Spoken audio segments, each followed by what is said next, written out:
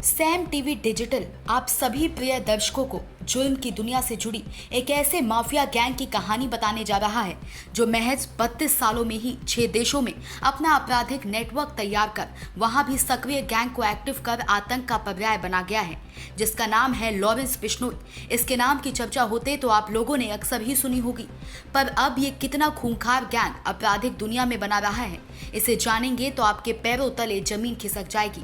तो चलिए शुरू करते हैं इसके आपराधिक कुंडली में दर्ज जुर्म की कहानी। लॉरेंस बिश्नोई जुर्म की दुनिया का अब एक ऐसा नाम बन चुका है जो महाराष्ट्र की धरती पर बड़े बड़े नामचीन महान हस्तियों के लिए काल बन गया है। महज 32 सालों में माफिया गैंग का ये ग्रुप अपराध की दुनिया में इतनी तेजी के साथ अपना नेटवर्क फैला रहा है जो आने वाले दिनों में कई देशों के लिए और काल बनकर उभर जाएगा, क्योंकि इसके आपराधिक कुंडली में दर्ज जुर्म की कई ऐसी कहानियों का जिक्र है जो वास्तव में तेजी से पनप रहा है। लॉरेंस बिश्नोई का जन्म 12 फरवरी 1993 को पंजाब के फिरोजपुर गांव में हुआ था। इनके पिता लाविंदर सिंह पुलिस कांस्टेबल थे और मां एक पढ़ी लिखी गृहिणी है। लॉरेंस बिश्नोई का नाम इनकी मां ने ही रखा था। बिश्नोई ने 2010 में 12वीं कक्षा तक अबोहर में पढ़ाई की। उसके बाद इसने चंडीगढ़ के डीएवी कॉलेज में पढ़ाई की। उसी दौरान 2011 में Punjab university campus students council में शामिल हो गया। वहीं से इसकी मुलाकात गोल्डी बराट से हुई जो कि वो गैंगस्टर था। वहीं से इसने विश्वविद्यालय की राजनीति में शामिल हो गया।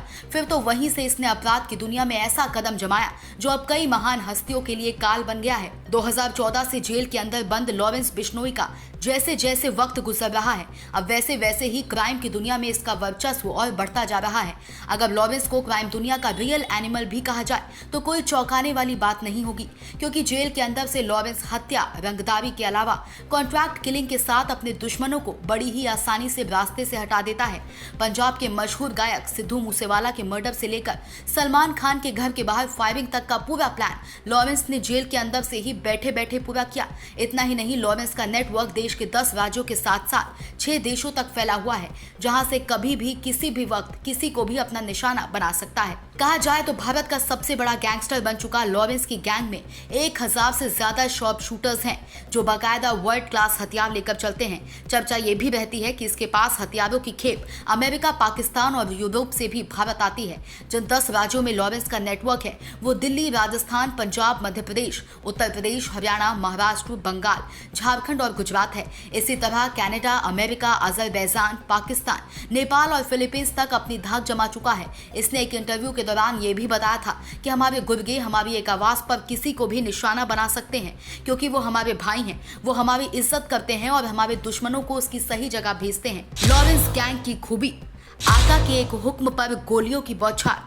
जेल के ही अंदर से होता है आका का हुक्म, सूर्य अस्त होते ही दुश्मनों का काम तमाम। लॉरेंस के एक हुक्म पर उसके साथी गोलियों की बौछार करने का मादा रखते हैं। लॉरेंस बस जेल के अंदर से बैठकर साजिश रचता है और बाहर पूरा काम तमाम शूटर्स उसके करते हैं। लॉरेंस बिश्नोई अपने आपराधिक मामलों को लेकर वर्तमान में गुजरात के अहमदाबाद में साबरमती सेंट्रल जेल में बंद है। एक बार फिर से ये नाम चर्चाओं में आ गया है और उसकी वजह है महाराष्ट्र में एक बड़े नेता और 3 बार के विधायक बाबा सिद्दीकी की हत्या। बाबा सिद्दीकी की हत्याकांड मामले में लॉरेंस बिश्नोई के ही गैंग का जिक्र किया जा रहा है, क्योंकि सोशल मीडिया पर एक स्क्रीनशॉट वायरल हो रहा है जो लॉरेंस बिश्नोई से ही जोड़कर देखा जा रहा है कि बाबा सिद्दीकी की हत्या करने में लॉरेंस बिश्नोई गैंग के ही शूटरों का हाथ है और पुलिस ने 2 शूटर्स को गिरफ्तार भी किया है। एक यूपी का बताया जा रहा है और दूसरा हरियाणा का। चर्चा ये भी है कि ये लोग लॉरेंस बिश्नोई के लिए काम करते हैं। तो ऐसे ही देश दुनिया की ताजा तरीन खबरें जानने के लिए सब्सक्राइब करें Saam TV digital. Bureau report DK Tripathi. Subscribe करें साम टीवी, क्योंकि हम आ गए हैं अब आपके बीच। दिखाएंगे सत्ता के वादों और अपराधियों के एक एक कारनामे की हकीकत। और हाँ, अगर आपके पास भी हो कोई ऐसी खबर तो कमेंट करके हमें बताएं, क्योंकि बिना डर और दबाव के हम दिखाते हैं हर एक खबर डंके की चोट पर।